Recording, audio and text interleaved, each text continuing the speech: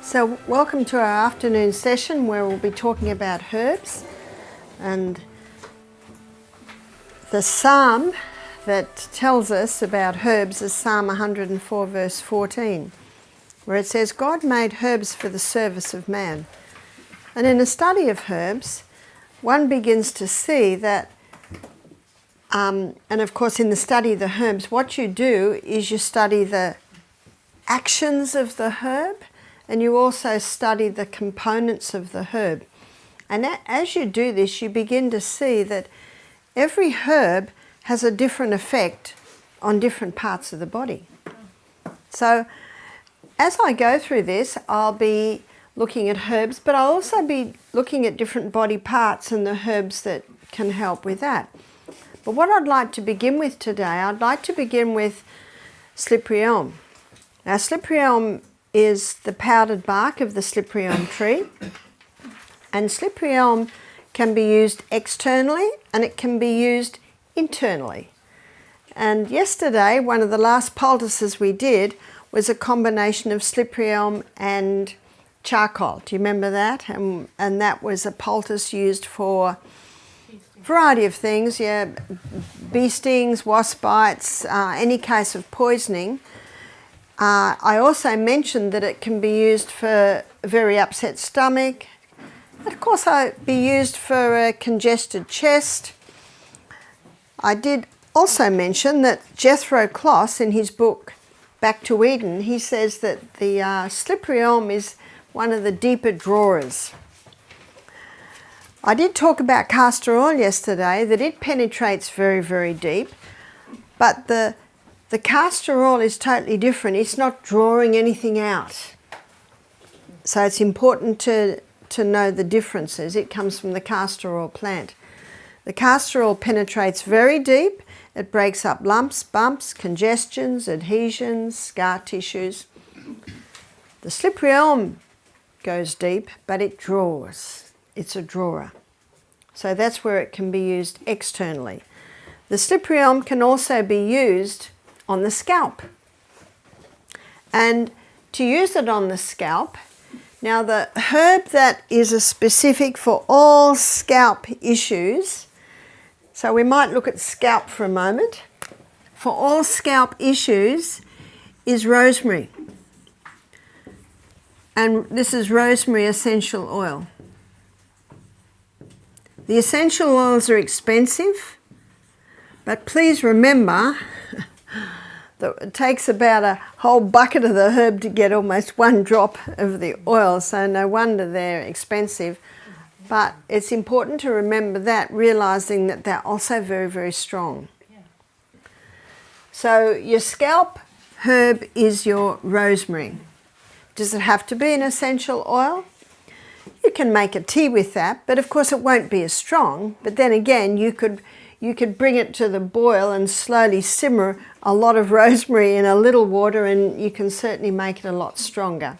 So anything to do with the head, you would use rosemary essential oil. So with the scalp, we've got a few issues there, and one can be head lice. So with head lice,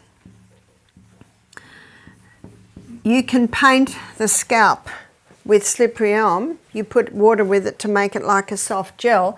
But with head lice, so we're looking at slippery elm, these are all the things you can do with slippery elm when we're looking at the scalp. So with slippery elm, if you're going to use it for head lice, you've got to put something in there that's incredibly strong. So you can use thyme oil. So thyme essential oil is very, very strong, and the head lice hate it. So what you can do is you could make, let's say for this you would do half a cup of slippery elm, and in that half a cup you might put 1.5 cups of water. So in that mix you might put probably 6 drops of thyme essential oil, and that's very, very strong, but you've got about 1.5 cups of gel. And how would you paint the scalp? What you do is and before I was a psychiatric nurse, I was a hairdresser. So when we used to dye hair, we'd divide the head into sections, and then we'd put the comb in and paint one bit, and then paint another bit, and then paint another bit. So you get the gist, so that the whole head is covered with this mixture that can kill head lice. And then you would keep that all wrapped up. You could put a shower cap on or plastic bag round and tie it in a knot. You would want to keep it there for about 4 hours. So head lice, it can be used for that. What about if someone's got a very dry scalp, dandruff, or sometimes psoriasis in the scalp? The slippery elm can be excellent for cleaning that up and nourishing it. So what you would do then is you'd do a similar amount of this, but this time you'd put the rosemary essential oil in, because the rosemary essential oil is very nourishing to the scalp. So let's say dry scalp, eczema. Some people do experience eczema in the scalp. Then you would do the slippery elm and the rosemary. What about hair loss?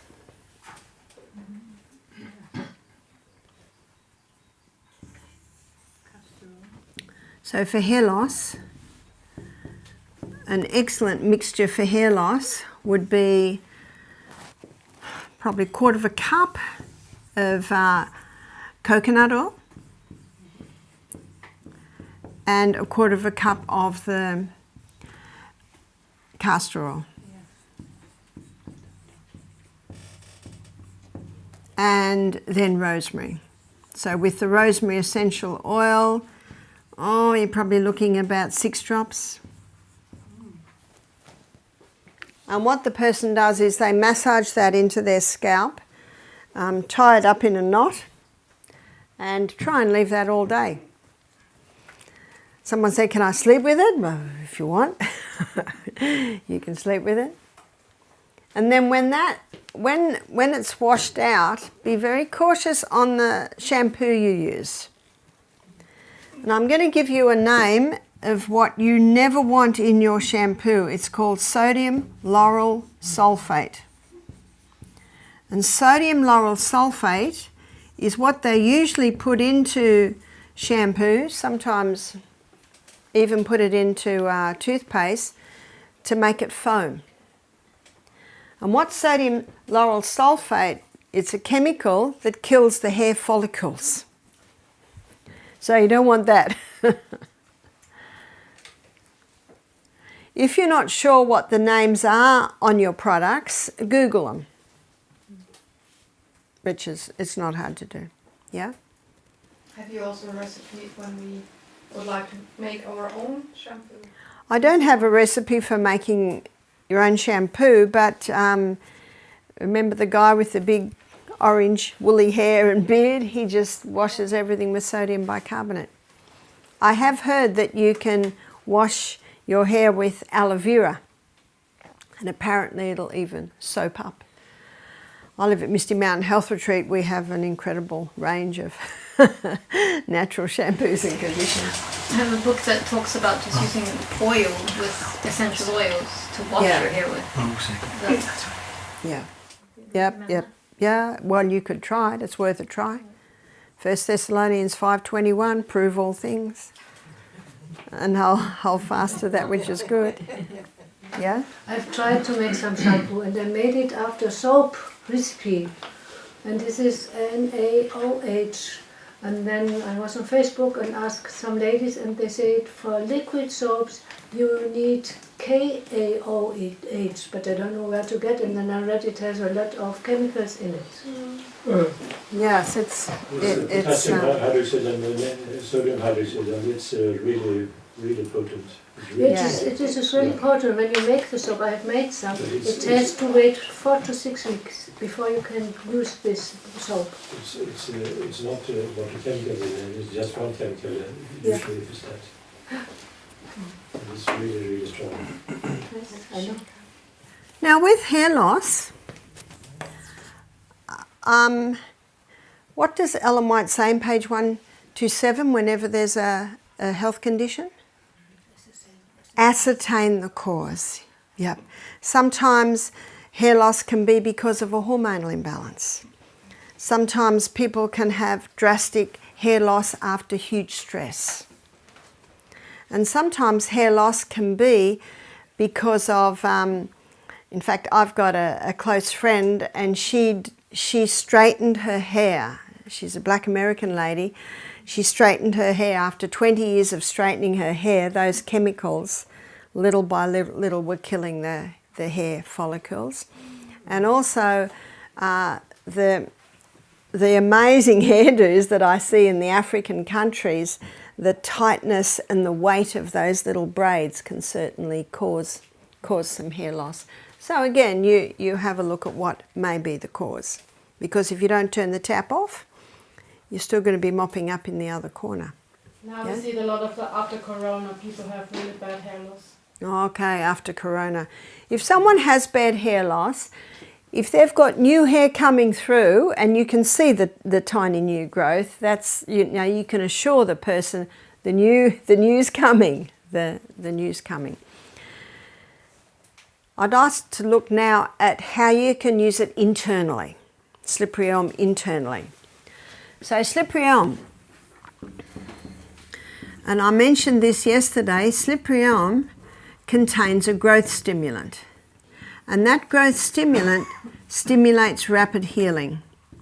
So not only does slippery elm contain a growth stimulant, slippery elm, it coats and it soothes and it heals the lining of the gastrointestinal tract. So it's a wonderful herb to give to people if they've got a sore throat.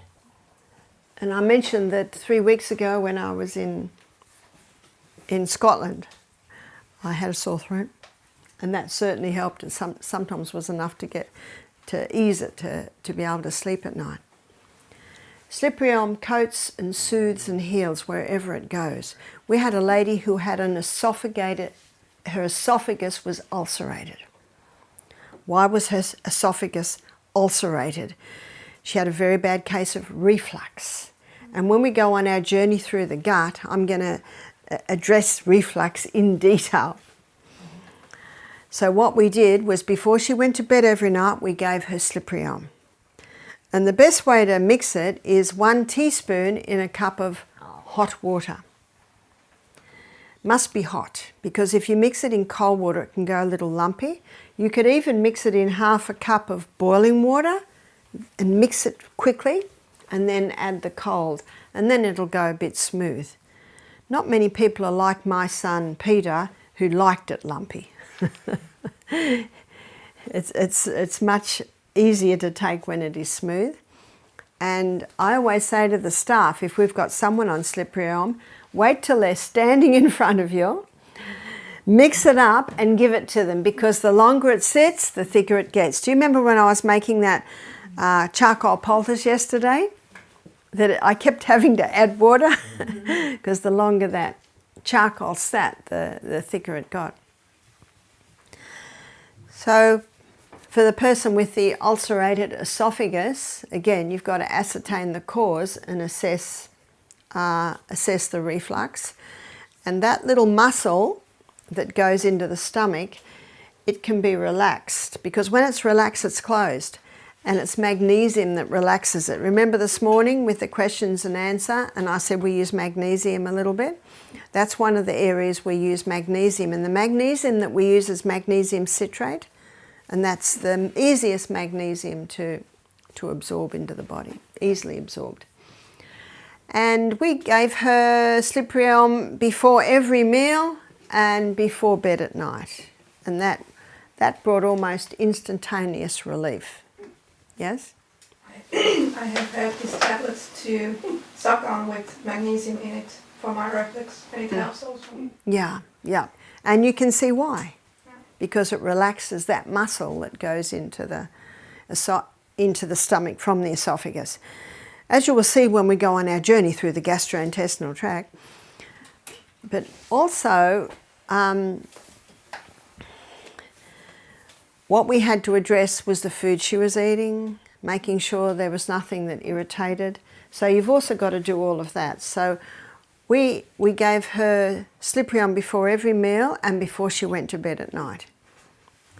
And remember, it's got a growth stimulant. So when you have it, well, when this lady had it before she went to bed at night and she's swallowing it, can you see remnants of it sticking and lining that gut? And so that growth stimulant can begin to work. But to have an ulcerated esophagus, that didn't happen overnight. And that's another illustration that many are sick through ignorance. They are not sure what to do for these simple things. Great. So with the Sliprion, that can be used for ulcers in the stomach, an ulcerated stomach. It will coat, soothe and heal the lining of the gut. Yes? And also in the colon. We're getting there. We're only up to here now. Now, coming down, and most problems are in the colon because the contents of the small intestine is liquid. So when we come through to the colon, so we've got problems like irritable bowel syndrome, Crohn's disease, colitis, gastritis. They are all inflammation of the gastrointestinal tract. And the different names usually apply to different areas of the gastrointestinal tract. And it'll coat and soothe and heal the lining of the gut. When someone has a very severe case of Sliprion, of colitis, how would you know they had a severe case? They're going 10 times a day. And the feces, it should not be liquid. And it should not be like rabbit pellets. It should be soft with a little bit of form. One of our guests said, "I've never talked about such things so much." But there's some of the signs as to what your body's doing. Now, if in the feces there are partially digested foods, that's an indication that the food's not getting digested properly up here. If the feces is dark, very dark, it can indicate that there's bleeding higher up. If there's fresh blood in the feces, it can indicate that maybe it's hemorrhoids, because if it's fresh blood, it'll just be near the exit of the feces. But we have had some guests, in fact we had one last night, "I'm bleeding." And then we check, "But you had beetroot juice yesterday."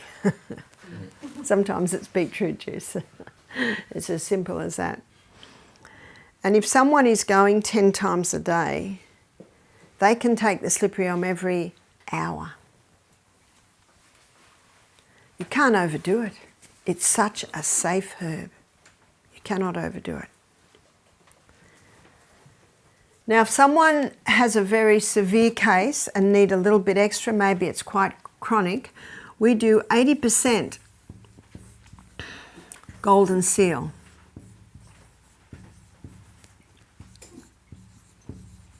Golden seal is a root. It's grown in forests in Europe, and it takes 7 years to grow before it can be harvested, and it's one of, I think frankincense is your most expensive herb that you can buy, but the golden seal is not far behind it. It's very, very expensive, but you do not need very much. So a few things about golden seal. Sorry, that's not right. It's 80% Sliprion, and it's 10% golden seal. And I'm going to show you why we put this in the mix, and it's 10% myrrh. Myrrh is a gum resin. And so often you'll buy myrrh as like little lumps. Remember, it's a gum resin, comes from the gum of a tree. So we put it in a little coffee grinder and grind it up to be able to make this mix. Golden seal is a root, and you might be able to buy as a powder, but if you can't buy as a powder, they're very fine roots. You can also blend that up, because for this you need the powders. So we mix that up in a jar, and we have given that the name gut repair.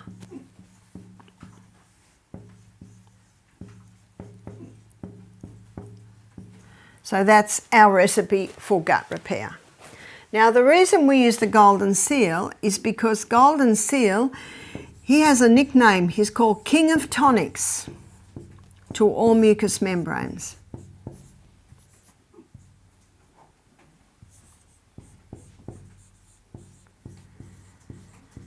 But not only is it the king of tonics to all mucous membranes, what does this mean? It means that when it's going and touching the mucous membrane, it is stimulating healing and it's toning it.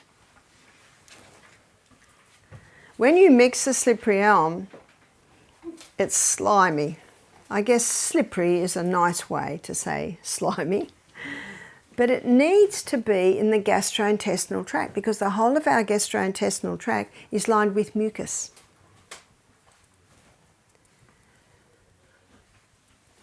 Not only do we use this golden seal because it's king of tonics to all mucous membranes, it's a very wide range antimicrobial. So what that means is it's antifungal, it's antibacterial. So if there's any unwanted pathogens there, it can wipe them out.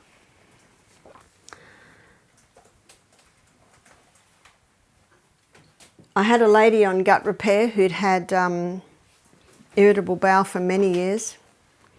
She changed her diet, as we'll see when we go through the journey of the gut. Changing the diet is also very important. Remember the 5 allergens? They appear to be incredibly irritating to the gut when it's in an inflamed state.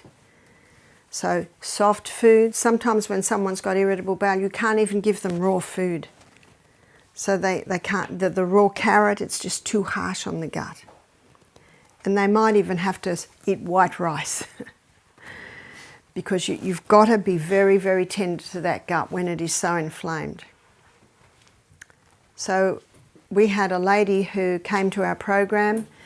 She was eating the very food that was inflaming it. She didn't know. And we gave her the gut repair, which is this mix here. And she rang me up, about 2 months later. She said, I'm so much better. She said, I'm not bleeding from the colon anymore. She said, I don't have the cramping anymore. She said, I'm so much better. But she said, I ran out of gut repair, so I just bought some slippery elm. But she said, it's not as good. I want gut repair. So for some people, the slippery elm is enough. And for those who are a little bit more serious, then we go over to gut repair. And you can see why we add the golden seal. It's a powerful herb. It's very expensive. I have it because there's almost nothing that is as good as golden seal. It's very good. Yes? How many times do you take it and how much? It all depends. If someone's going 10 times a day and are bleeding from the colon and are getting cramping, you can give it to them every hour. And as things settle down, you ease back, maybe 2 hourly, maybe 3 times a day, and then just before bed at night. So you play with it. Remember what you're looking for. You're looking for the response.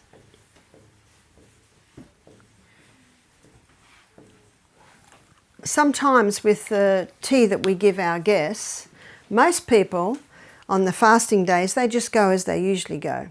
But occasionally we get someone who'll go 5 times in the morning. And I'll say, take some slippery elm, that'll slow it down a little bit. And they said, I took it, but it didn't work. Well, you need more. Can you see that? You need more. So I said, take it every half hour until things slow down. Ah, that worked.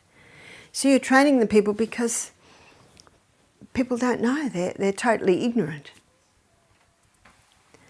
If someone says, the colon tea doesn't work for me, so I say, well, you need more.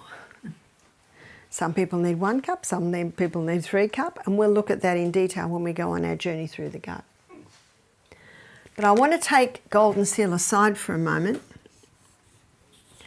and show you where else it can be used.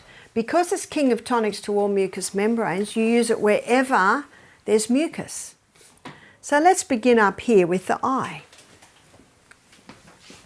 So eyes. There's a herb called eyebright. And eyebright can be used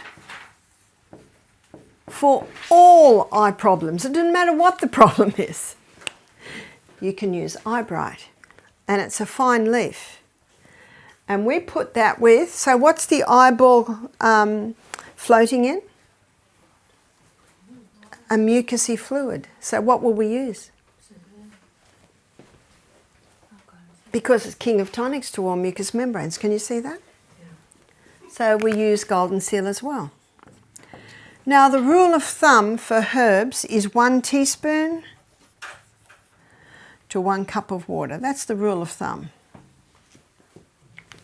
And sometimes, as you'll see, there might be a variation, but that's the rule of thumb. In the majority of cases, that's what you do. It's like the grated ginger we did yesterday. Put teaspoon, cup of water. To me, that's just right. For some, it's too hot. Haven't met anyone that says it's not hot enough yet.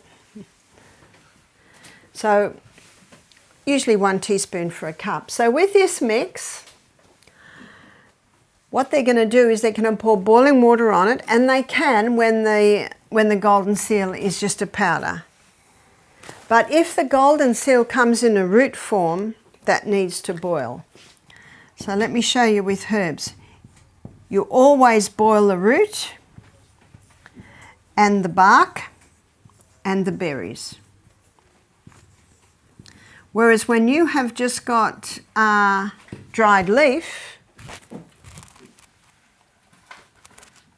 you just pour boiling water on. And then put a cover on it and it seeps. So you pour the boiling water on the leaf and the flowers.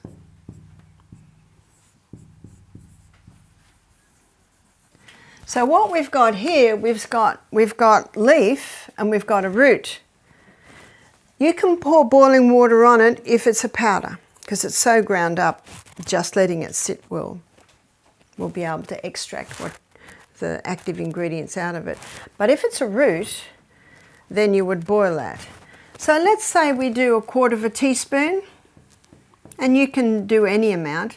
1/4 teaspoon of this and 1/4 teaspoon, sorry, 1/4 teaspoon of the eyebright and 1/4 teaspoon of the golden seal. Let's say it's in a root. Well, 1/4 teaspoon, then you'd go with 1/2 cup, wouldn't you? Because that comes to 1/2 teaspoon, so now you've got 1/2 cup of water. So what you would do is you would boil the golden seal root in 1/2 cup of water. It's always a very gentle simmer. I always boil my herbs in glass, Pyrex glass. Now we go to the second-hand shops and get X coffee percolators. They're perfect. I've even had so many people send them to me. We've got about a dozen of them now. Because you can get a bit of a reaction with the stainless steel. And if you ever go to a Chinese doctor and get his herbs, he will specify, don't cook up the herbs in stainless steel. You want them in glass or ceramic. So ideally. So you would gentle simmer, not a furious boil. I just bring it to the boil, turn it down very low, put the lid on, always the lid on, and let it simmer. It's usually 10 minutes is enough. 10 minutes is usually enough, and it's a gentle simmer. And then when you turn the heat off, then you would put the eyebright leaf in. And then put the lid on again. And what you do with this tea is you let it cool, and when it's cold, then you strain it. And then you wash the eyes with a little eye bath. And you might wash the eye 3 times a day maybe. Why would you wash the eye with this tea mix? You would do it for cataracts. You would do it for glaucoma.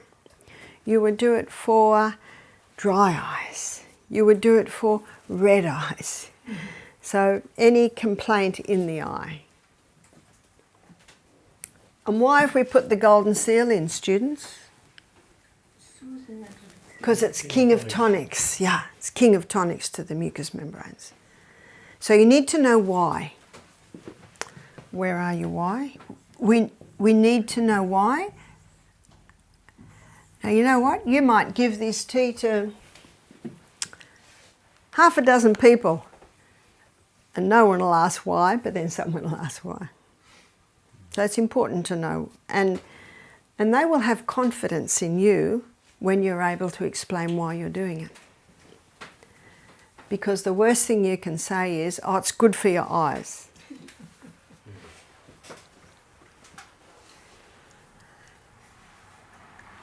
We've had a few guests come and do our program who've complained of dry eyes, sore eyes, they've got eye drops, the eye drops sting, but they're not really helping.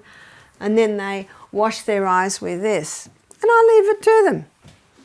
If twice a day is enough, twice a day. If 3 times enough feels better, 3 times a day. Remember, you're the...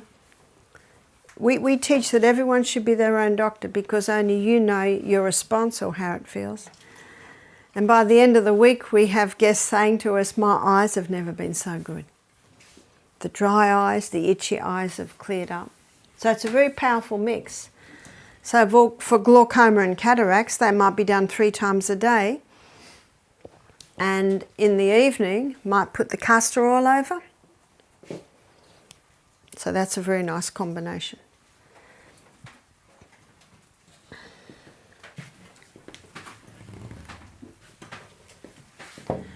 So what we're going to do now is we're going to keep going down the head. So now we come to the sinus. And you'll find many people with sinus problems.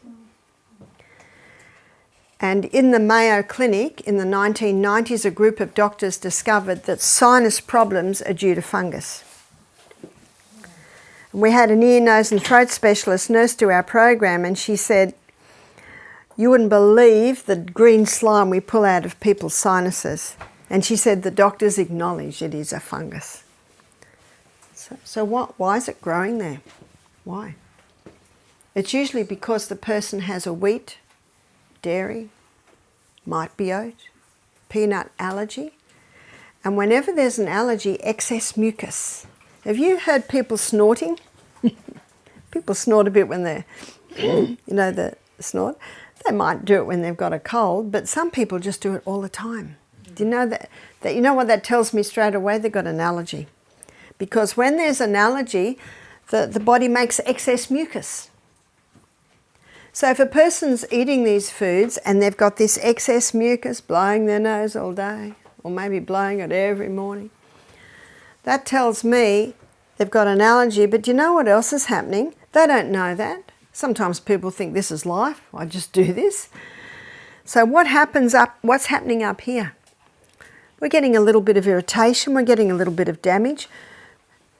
Now our cells evolve into a bacterial and then fungal form to clean up the waste. Can you see the evolution of the fungal developing there?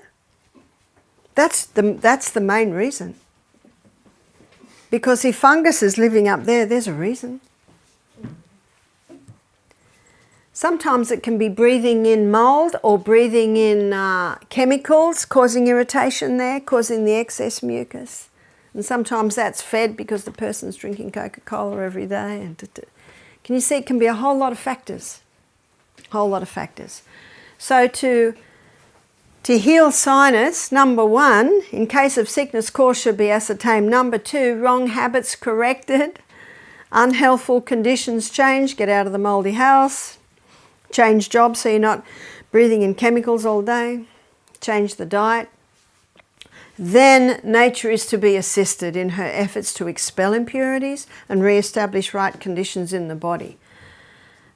And what they can do is they can breathe in hot steam, you know, that old hot steam. But you know what, most people, they get relief while they're breathing in the hot steam with maybe a bit of eucalyptus oil on, but you notice 10 minutes later it's clogged again.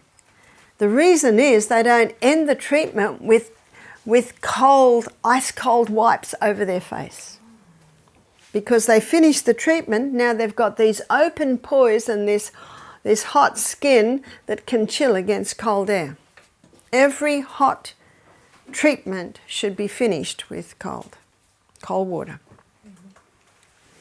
But what they can also do is they can sniff golden seal powder. Because what's our sinus lined with? Mucus. And remember what mucus is? What the tonic to mucus is? Golden seal.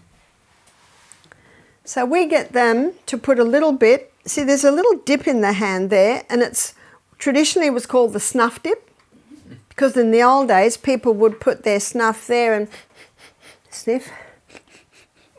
So they can use their little snuff dip. I've got quite a nice one. Nice little dip there. But what you have to do is they have to go to a mirror so that they can see when their nostril is over their little snuff dip. And you just put the tiniest amount in. You only want to put a tiny amount in. Remember, this stuff's expensive. And you don't need much. Just a tiny little pinch. And they don't go, otherwise they'll feel like the top of their head's going to explode. It's just little sniffs. Just little by little sniff it up. And you can tell when it's hit the mark because there's a bitterness in the back of their throat. And then a little bit more on, and I was doing one lady one day. She said, "Is this right?" and breathed out, and the golden seal. Oh, no. You don't want to lose the golden seal. It's like gold. It's like gold dust. It's the colour of gold dust, actually. It's brilliant yellow. So how often would they do that? Or they could do that, 2 or 3 times a day. If it brings relief, do it more. Encourage them not to blow their nose for about 10 minutes. Let it sit up there. Keep sniffing. Keep it up, and maybe then blow their nose. And when they blow their nose, it'll be fluorescent yellow from the golden seal snuff. Now, what are we doing there? King of tonics to all mucous membranes. It helps those mucous membranes to heal, but it cleans it up. You see that? So this nurse that came to us, that was a ear, nose and throat specialist nurse, they get the same people coming back every 5 years to have this clean out. So if you don't turn the tap off, the whole problem's going to continue. So we had a lady attend our program, and she had very, very painful sinus, to the point that she was on pain-killing medication every day. She was probably about 38, she was a little overweight, and we looked at her diet. Yeah, tick, tick, tick, yes, she's eating all the allergens. She didn't know.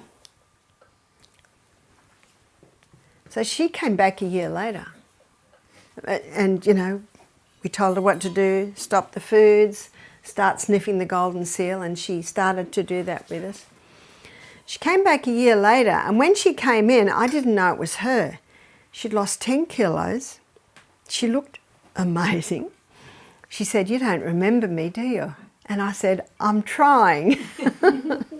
And as she spoke, I started to recognise her face. She said, "My life has just turned around." She said, after leaving Misty Mountain, she said, "I have not taken one painkiller." You see, the pain was due to the sinus, the block in the sinus. She said, "I've lost weight, as you can see." She said, "You wouldn't believe the quality of life I now have. Do you know life should be good?" It should be good every day of our life. She said to me, my mother was getting very concerned. She thinks I lost too much weight. Mind you, she looked good.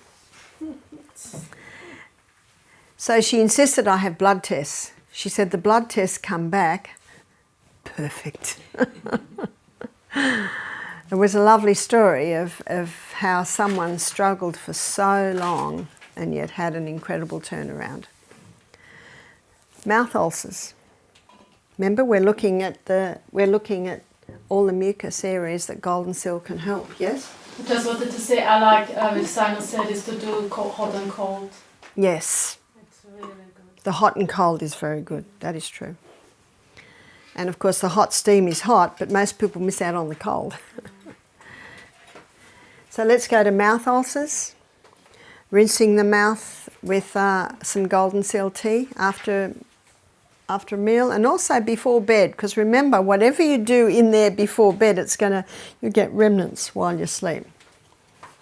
Let's go down into the stomach ulcer.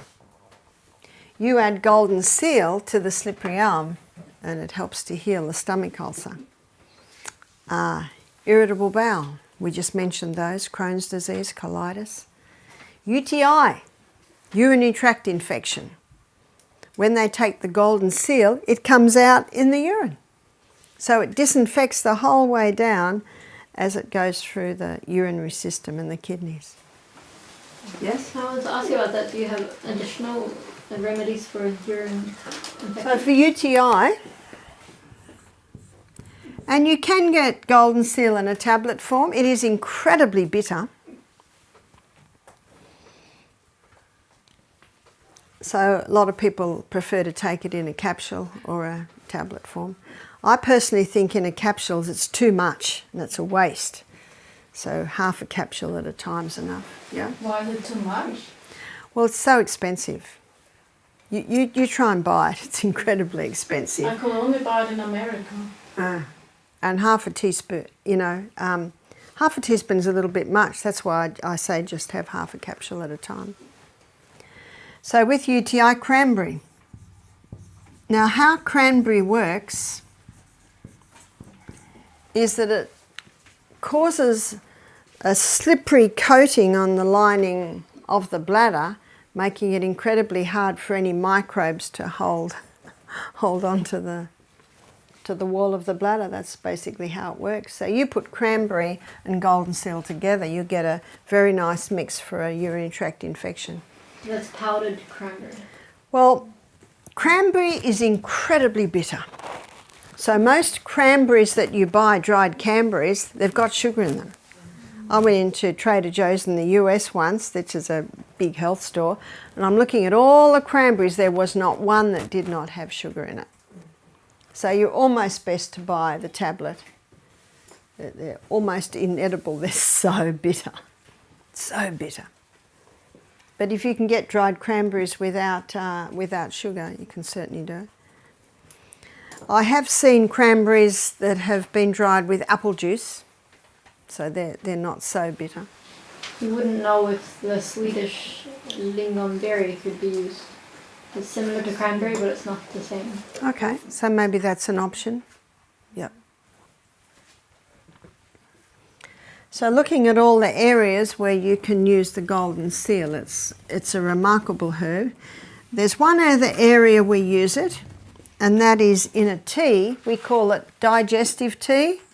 In fact, we affectionately call it Dig tea at Misty Mountain. And we give this to every single one of our guests. We've had incredible results with the digestive tea. And it is 1 part dandelion, and it's 1 part licorice, 1 part gentian, that very bitter herb, and it is half a part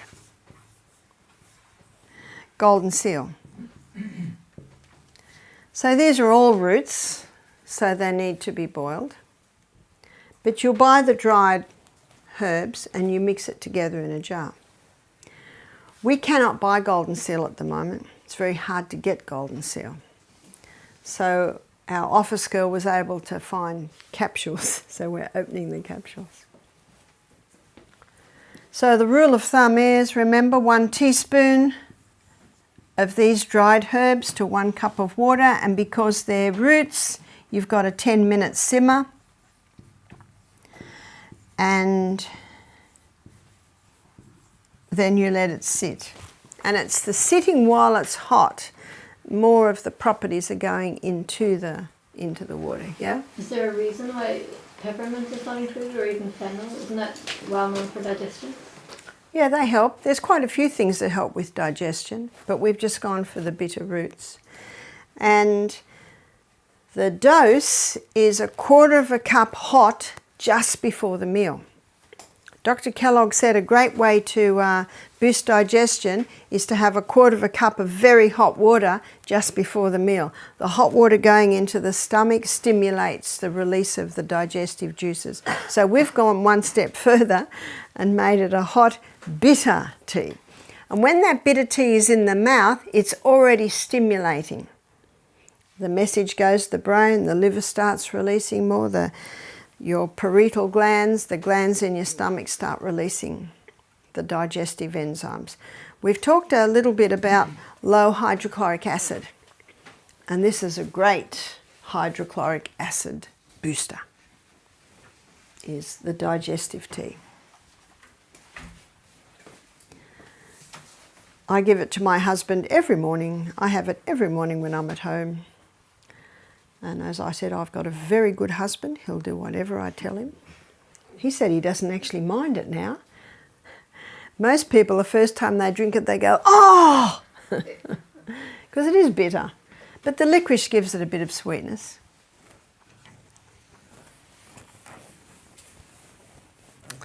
So what I have been covering is the golden seal. We've also helped a few people that have got very stubborn ulcers. And ulcers often happen with diabetics on the shin. And the reason they happen on the shin is because the blood supply there is quite poor. So we had a lady bring her mother, and her mother was in a wheelchair. We have one room that has disabled access. But when someone is like that, we say to people, we are not a hospital. So if someone needs care, they have to bring a carer with them. Because remember, what we are is teachers, teaching people how to be their own doctors. It would be certainly wonderful if we had a hospital that did that. And I've been reading the autobiography of a Dr. Gertrude Brown, who was trained with Dr. Kellogg at Battle Creek Sanitarium. So this is the mid-1800s, late 1800s. And she said, she worked there for, 6 years. She said it was the most wonderful place to work, was Battle Creek. Have you heard of Battle Creek? They had 1,000 beds. Yeah. Huge.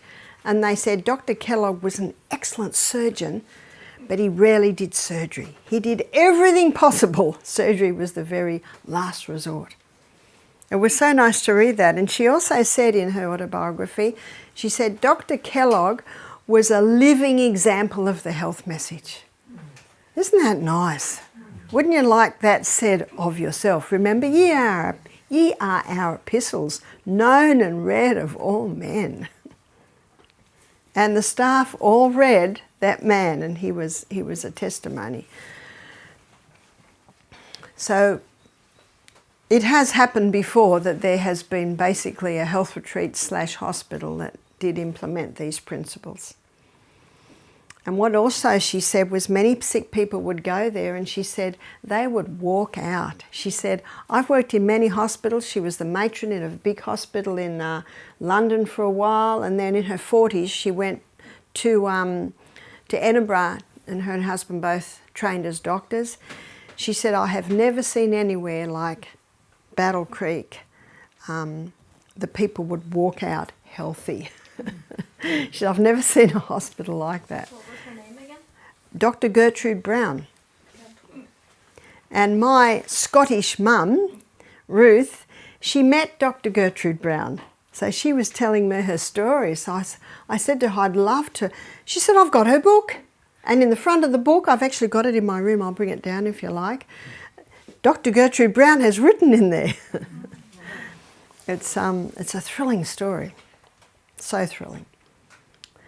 Unfortunately, the pharmaceutical company is so big now, it's almost, it's almost impossible to have such a place. So what we do is we have little health centres. And isn't that the best way, just one-to-one? So I was talking about ulcers. So we've had some stubborn ulcers. So this lady brought her mother, she was 80, had a really stubborn ulcer. So what you do is clean it out with hydrogen peroxide. Something else you can clean it out with is seawater. And to make seawater, a cup of Celtic salt to 1 teaspoon of seawater. So I notice you don't live near the sea. Did you mix it? And if you... Pardon? 1 cup of water, I believe, too. Yeah. 1 teaspoon of salt, Celtic salt, yep. And you can wash it with that, and then you put it in the sun. Do you know in the old days they used to wheel, this is Florence Nightingale, wheel the patients out onto the veranda and put their bed sores and their ulcers in the sun. Yeah. In the sun. The sun is a wonderful healer. So that was part of it. And then we would sprinkle a mix inside the ulcer of equal parts golden seal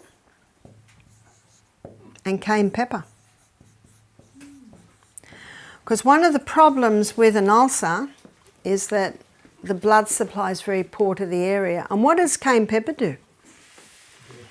Moves blood. And what's the blood? It's the life of the flesh. Within 1 week, it was just incredible the response we saw. Most people, when you sprinkle the golden seal and cayenne pepper powder, they don't feel the cayenne, because that's one of the problems, they don't have a blood supply, and the blood supply feeds the nerves. And little by little, we saw it shrink up.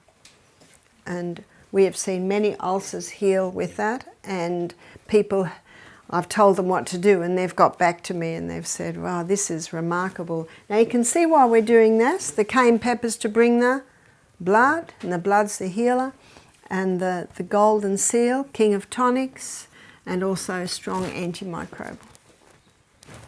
I was talking to a lady in Scotland last week who 10 years ago used to work in an aged care facility, and she told me they used to use maggots to clean up wounds. Have you heard that? No.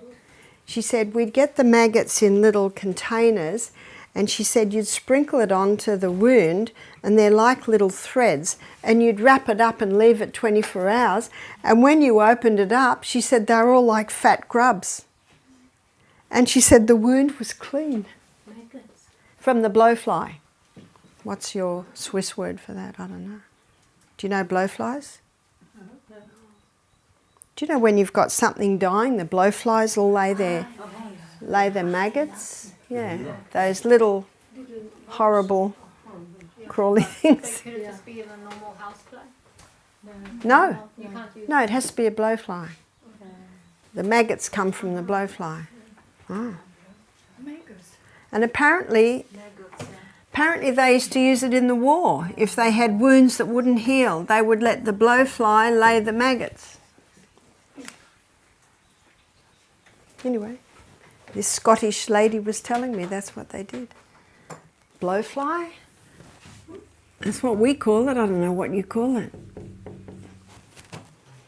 Do you know they say don't leave meat out, or a blowfly will land and the maggots will start to eat it? Does anyone understand what I'm saying? Yes. Oh, good.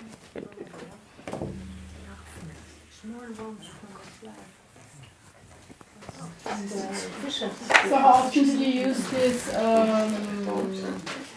You might do it 3 times a day.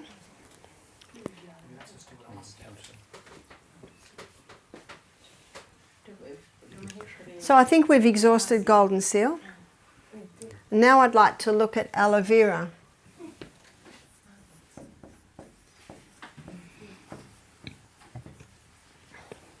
There are 3 herbs that contain a growth stimulant. One is slippery elm, and one is aloe vera. Have you ever cut a leaf of aloe vera or cut the tip of a leaf? Have you noticed how quickly a skin grows? That's because it's got a growth stimulant in it. I call aloe vera God's skin cream. I used to use it if my babies had nappy rash. Just open the leaf and just slime it all over them. But where it's particularly helpful is for burns. And we've seen some remarkable responses with burns. So our maintenance man, Dave, and I know Casper knows Dave Bongi, Aboriginal man, he was burning off a whole lot of rubbish and trees, and it wasn't burning properly, so he got petrol. And the flames came up, got his face, got his arm, and real badly on the leg. So he didn't tell anyone, and he just went home and had a shower, and his brother came in and saw him sitting in the and so called one of the staff, and they quickly got aloe, and they opened the aloe and just sliced out the gel and put it here and there. And then they called me about an hour later because he was still in a lot of pain, and they said, we think that we need to take him to hospital. And when I heard that, I said, hang on, let's have a look. And what I did, and this is very important, is you don't take the aloe out of the leaf. So you must leave the leaf intact, because if you take the gel out, when it's time to change the dressing, the edges will have stuck.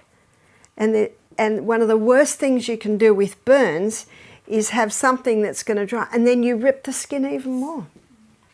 So what I did was I had a crowd, because they were all thinking we need to take him to hospital, and there was one area on his leg that I could tell had gone down the 3 layers of skin. It was down to the flesh. So what we did was we've got a lot of aloe vera at Misty Mountain.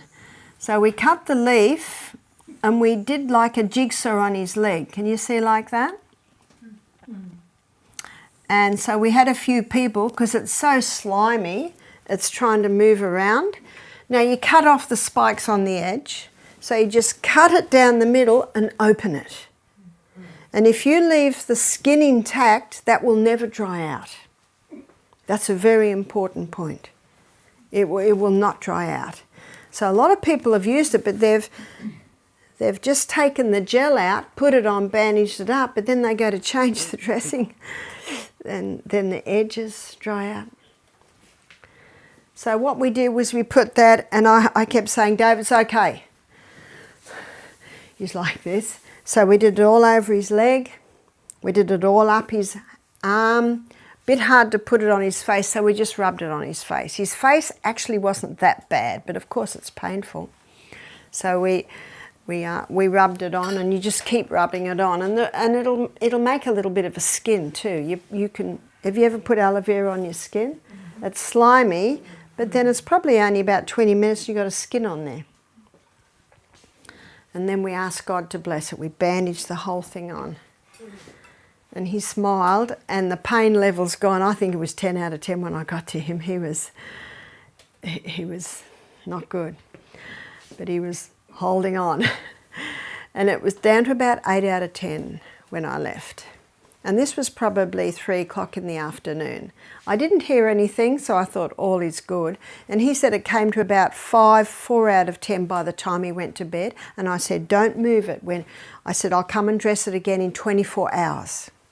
So if you want a shower, put a glad, but remember he'd gone home and had a shower, so he just had a shower. There was probably no need for him to have another shower till another 24 hours. And when I went in the morning, he was just sitting in the chair smiling at me. What does that tell you? I said, what are your pain levels? He said, it's probably only 1 or 2 out of 10. That's incredible, isn't it? So that what you've got to do with a burn, you've basically got to stop the air getting to it, because the air on it can be very painful. With that case, it was only one compress of aloe vera? No, we changed it. We changed it after 24 hours. We put a whole lot of more leaves on, and he could handle the dressing change. You know, sometimes the dressing change is very painful, but you know, there was no sticking at all, and the aloe had kept it moist and slimy and beautiful. And we changed it. I think we only did that twice. So I saw him on the third day, and he's coming to collect the compost bins. And his face looked really good. Now, he's got dark skin, and often with burns on the dark skin, you know, you can really see the difference. And about the next day, I looked at his leg, and the blister had burst. And underneath the blister was new skin. Isn't that incredible? Just incredible. And they were all amazed. Do you remember what they wanted to do? They wanted to take him to hospital. And I can understand, because what the dressing they'd put on, it was not getting a response. And if you're not getting a response, oh, that's what you've got to do. But when I saw what they'd done, I thought they didn't realise what you've got to do. You've got to leave that skin on. And then a lady contacted me. She's a friend of mine. She said, a friend of mine had an accident with boiling water and burnt her chest and all down her arm, and the skin's just falling off. She's been to the doctor, and the doctor said right in the middle here, they call that the first degree burns, when, you know, it's the first layer of skin is gone. The third degree burn is usually just the top layer. And the doctor wants her to go to Sydney, which is 5 hours away. And he thinks she'll have to have skin grafts, and it's possible she'll never have the full use of her arm again. Now, she had twin boys who were 2, and another little 4-year-old. And the husband's working, so they were in a dilemma. What do we do? And my friend said to them, I know a lady that I think can help. And so I said to them, put the aloe on straight away, get the strips and put it on straight away. And then I could not see them till the next afternoon. So I met them at our mutual friend's house, who's got this huge crop of aloe vera. And there was about 10 people there all watching to see what's going to happen. And when I looked at the arm, it wasn't as bad as I thought it would be. There was only really a small part that, that was quite raw. And her husband was standing there frowning. She said, my husband's not happy. He wants me to go to Sydney. He wants me to go to hospital. You know, he thinks I'm going to lose the use of my arm. And so I said to him, I can understand how you feel, but let's just give this a try. I've seen it do incredible things. And I said, the arm isn't as bad as I thought it would be. He said, okay. And so I did the same thing with the arm. And we needed about 3 people to hold this slimy aloe on. And then when we'd put it all around the arm, we put cling wrap around it and then bandaged it on. And she said that made an incredible relief. The chest was looking quite good because she'd already had the aloe on there, but she hadn't been able to secure it properly here, and it was still hurting. And I said, don't change it for 24 hours. Why not for 24 hours? Because what happens is the skin starts to heal, and if you change it too much, you disrupt that healing skin. And you'll find in hospitals today, sometimes they don't change them for 2 days, 48 hours, because that's what they've found. Sometimes 3 days, yeah, sometimes 3 days. And so I didn't do the next dressing, you know, I'd shown them, and the house where we went to, I think they just went there because they all saw what to do. And one of the reasons why they decided to go with the aloe vera is she felt so good. She said once that was on, her pain levels went right down. And when the husband saw her relaxed and happy, and I said to him, aloe vera has a growth stimulant, I think this can do it. Now he was happy to go with that, because if they did go to Sydney, he was going to have to find someone to mind the twins and the little, and he was going to have to get time off work, and you know, it gets incredibly complicated. So that also won him. And I didn't hear from them again, but I did hear from our mutual friend, and she said, oh, it's healing very nicely. That's all I heard. But 2 months later, I was going to see my local cranial sacral chiropractor, who's a very clever guy in fixing backs, and just before I went in to see him, they came out of the room.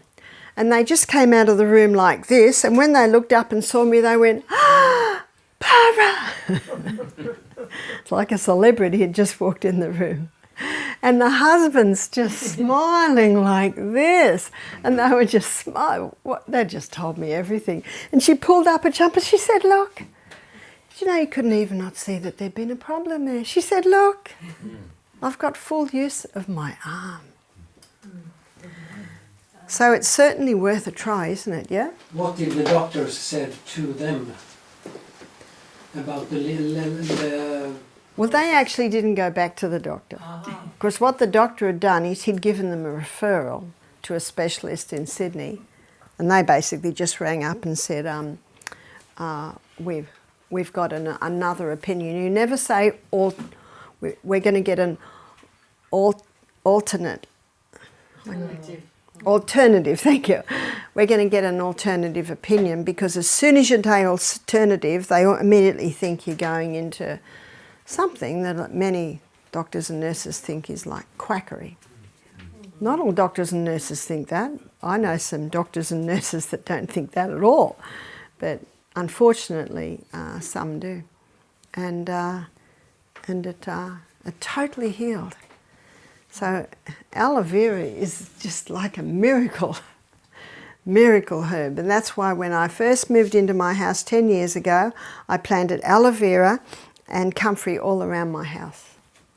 I did that before the house was even renovated to live in. Yeah? Yeah, how long did it take her to... Do you know that I think she placed the aloe vera, she said she only needed to place the aloe vera on the skin on her chest for about, I think 48 hours she did that.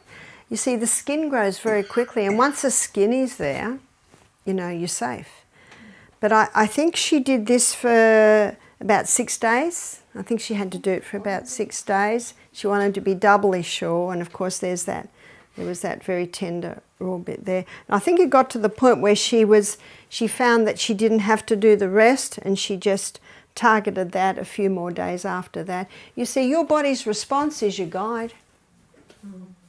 And I never spoon-fed my children. I encourage them to think for themselves and be independent. And I certainly do it with people that we're helping with health. You teach and you show, and then basically you leave them with it. You're there to advise. But if they say, "Well, how often will I do it?" I'd say, "Well, see what it feels like. And if it starts to hurt, do it again," or etc.